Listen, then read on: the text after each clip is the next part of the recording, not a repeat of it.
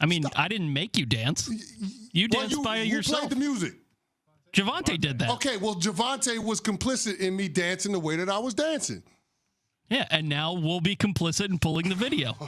Y'all always want to show me at my worst. I don't understand why y'all want to highlight me at my best. It's always me at my worst. I've learned the mics are always hot and the cameras are always rolling. Yeah. So you got to be a little careful. Bad guys in the studio. Bad guys. Bad guys. All right. Anyway, I was going to give a lesson on how the NFL works. Oh, go ahead. Class is in session. I'm ready to go. Realize this. You find a quarterback in the draft, and he's good. He's automatically underpaid. You then have to pay the quarterback, and you can't pay everybody else, right? That's not specific to any team. That is specific to 32 teams. Are we in agreement? Mm-hmm. Okay. Here's the owner of the San Francisco 49ers making it specific to them about the possibility of paying Brock Purdy and why the 49ers had to let players go this offseason. It's just a math thing, right? Like when you sit down with your guys and figure out where do you want to go, what do you want to build, and you make the decision that you want to pay a quarterback that has obviously been underpaid for his first 3 seasons in the NFL. When you make that change, you have to make sacrifices somewhere. It's a decision that we made collectively, and we're hoping that we make somebody the highest paid player in the history of our franchise, and that was a decision that we made, probably in the middle of the season. He then was asked about whether or not Brock Purdy is a top 10 quarterback in the league. I think he is. I think he's great. Mm-hmm. And especially when you combine him with Kyle and you combine him with what we have, he's a heck of a quarterback. And we want him to be here for a long, long time. So he's a conditional top 10 quarterback? With contingent Kyle? On the coach and the talent around him? Doesn't sound like somebody that you need to pay a top-of-the-market contract to. Let me ask you this question. Is Lamar Jackson a top 10 quarterback? Yes, period. Is Josh Allen a top 10 quarterback? Yes, period. Is Joe Burrow a top 10 quarterback? Yes, period, no matter who the coaches are. Is Jalen Hurts a top 10 quarterback? Yes. See, you could do that with a lot of guys who have gotten big deals, and you don't even have to second guess it, and you don't have to add any conditions to that statement. Yeah. I don't think that's fair around Lamar. I think that John Harbaugh did a phenomenal job of leading into who Lamar is and what he does on the football field that many coaches previously did not.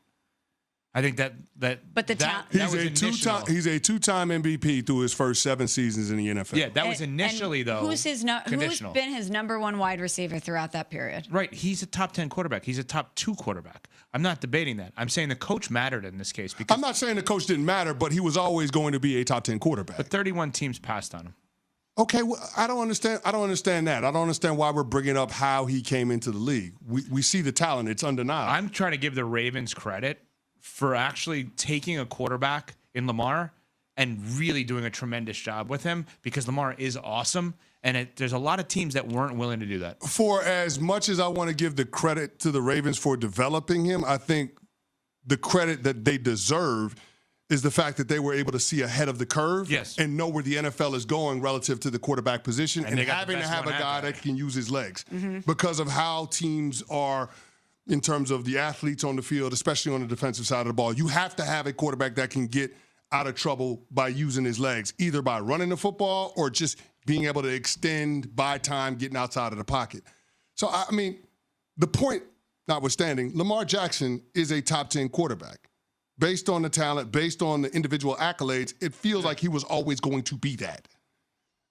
I don't know if that's the case for Brock Purdy. And based on what Jed York says, it doesn't sound like he believes that Brock Purdy, independent of everything else around him, is one of the top quarterbacks in the National Football League. And that's why I have a little bit of pause about the kind of contract that it's going to take to resolve this offseason.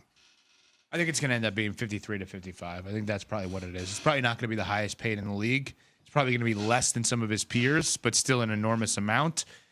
Will his contract help or hurt the Niners, though, moving forward?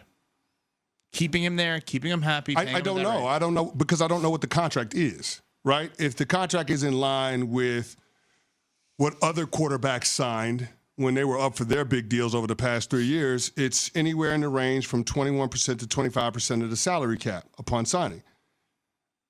That would put Brock Purdy's deal around $58 million a year. I don't think the San Francisco 49ers can contend at the level that they expect to, paying Brock Purdy that amount of money. So then put the number 57.5 over under. Where does he come in at? Because I think it's under. For the 49ers' sake, I hope it's under, but I don't know. I think it might be under 2. See, I know you like to always say to your peers that are also players, get every dollar you can, right? Because it's not a forever job. It's a for now job. And you rarely, if ever, CC, suggest someone takes less. In this case, should he take a tiny bit less? Tiny bit. Why? He took a team to a Super Bowl. But hold on. You can't say take less when they got rid of all of these guys this offseason so they could pay me. Right. That's true, too. So why am I taking less? You got rid of them because you said you had to pay me. You're planning to pay me. Why should I take less than what my peers did when their deals were up in years prior when I was the biggest bargain in the NFL? So we always talk about representatives from teams making certain comments publicly, and we try to decipher why they would do that.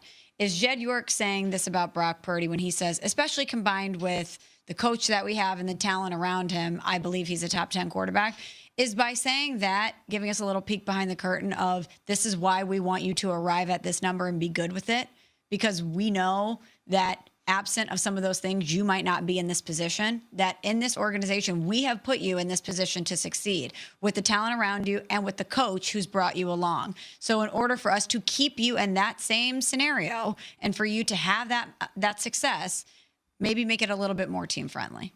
Could that be the route that they're going? That could be the route that they want to go, and publicly loving him up to get the player to understand that they value him is important. But ultimately, how you show a player his respect is how you pay him. And if you're asking Brock to take something less than what other quarterbacks have taken in the past relative to the salary cap, I don't know that that's going to fly, given that he's been the biggest bargain in football the first 3 years of his career. I think if we're going to read into any of the comments made by Jed York, what I read into is Kyle Shanahan has job security. Yeah. Because if he's looking at the investment in Purdy as a combo package with Shanahan and you're going to extend Purdy, call it 4 or 5 years. But how long does that exist? Because we said that about Mike McDaniel and Tua, and now we're talking about Mike McDaniel potentially being on the hot seat. But they've had no success in relation to these two guys. But if you have this quarterback and this huge contract and you can't move on from him and you don't have success as a team, something's got to happen eventually. Yeah, I mean, right now, I'd sign up for Kyle Shanahan to be my head coach, and I'd sign up for Brock Purdy to be my quarterback. At some point, it either is going to work or it's not going to work, right? Yeah, the part about Brock Purdy taking a below market deal, I struggle to see it. And the reason why I struggle to see it is because if Brock Purdy was on the open market right now, there would be somebody that would want to pay him upwards of, $57, $58 million a year. Somebody would give it to him. Whether you think he's worth it or not, they would pay it. If the Pittsburgh Steelers could get Brock Purdy and all it took was money, if they didn't have to give up any draft picks, he would get it. So if you're Brock Purdy's agent, if you're Brock Purdy, why would you want to take something less than a market level deal, especially considering that you've been in 2 conference championship games and you've quarterbacked the team in the Super Bowl? Oh, I don't want to take a penny less. No, you make a very convincing argument. It's a very good argument. They already cleared out the space. And if he was on the open market, he'd be the highest paid player in the sport. So why are you taking less? It's a very fair argument. Yeah. I'm over it. Brought to you by ZipRecruiter. Next. NBA Thursday.